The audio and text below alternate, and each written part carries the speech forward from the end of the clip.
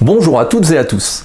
Aujourd'hui, je vous propose de découvrir ou de redécouvrir un outil qui peut permettre à chaque individu de développer et de tirer le meilleur de son capital intellectuel, la carte mentale.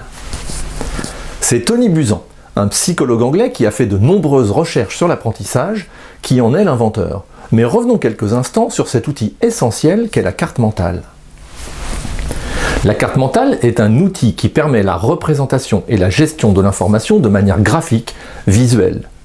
Dans son utilisation, il a la particularité de mobiliser les deux hémisphères de notre cerveau. L'hémisphère gauche, c'est celui du traitement séquentiel, cartésien, logique de l'information.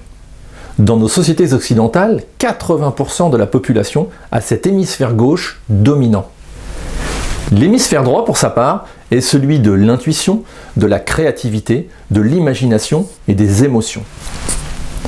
En favorisant l'utilisation des deux hémisphères de notre cerveau, la carte mentale va également permettre d'utiliser ce que Howard Gardner, le psychologue américain, appelle nos intelligences multiples.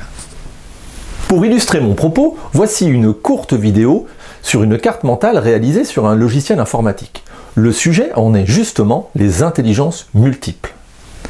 Une carte mentale part toujours d'une image centrale qui représente ou évoque de manière plus ou moins précise le sujet que vous voulez traiter. Pour cette carte, j'ai donc choisi une image stylisée du cerveau qui représente les dominantes des deux hémisphères. Puis, de cette image centrale vont partir des branches en forme de courbe et qui représentent les idées-forces autour de votre sujet. Dans le cas présent, il s'agit des 8 intelligences multiples telles que décrites par Howard Gardner.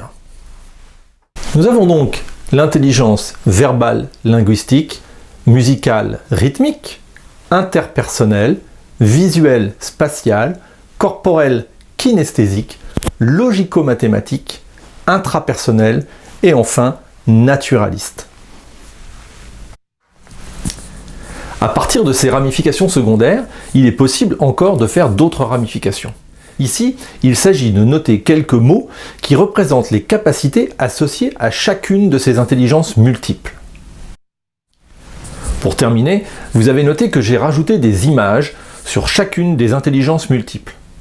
En fait, celles-ci vont agir comme des icônes sur votre ordinateur et permettre un accès facile et rapide aux informations qui se trouvent dans ma mémoire. Voilà, vous venez de découvrir une des applications possibles de la carte mentale.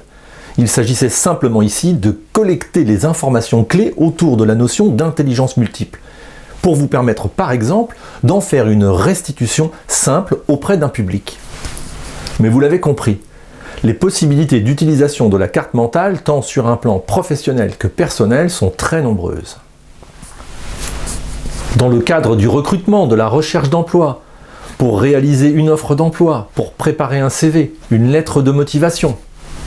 Dans le domaine commercial également, pour préparer une visite client, faire une synthèse de son travail hebdomadaire, pour préparer une négociation, la conduire éventuellement. Dans le cadre de l'éducation scolaire, pour la prise de notes pendant un cours, l'aide à la révision d'un cours, à la mémorisation de ce cours, la prise de parole pour un exposé.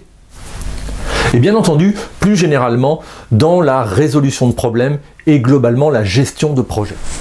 Vous avez la volonté de réussir. Alors n'oubliez pas, mettez votre volonté en mouvement. Contactez-nous pour mettre en place une formation au sein de votre entreprise ou de votre établissement scolaire. Et avec Together, ouvrons la porte vers vos réussites.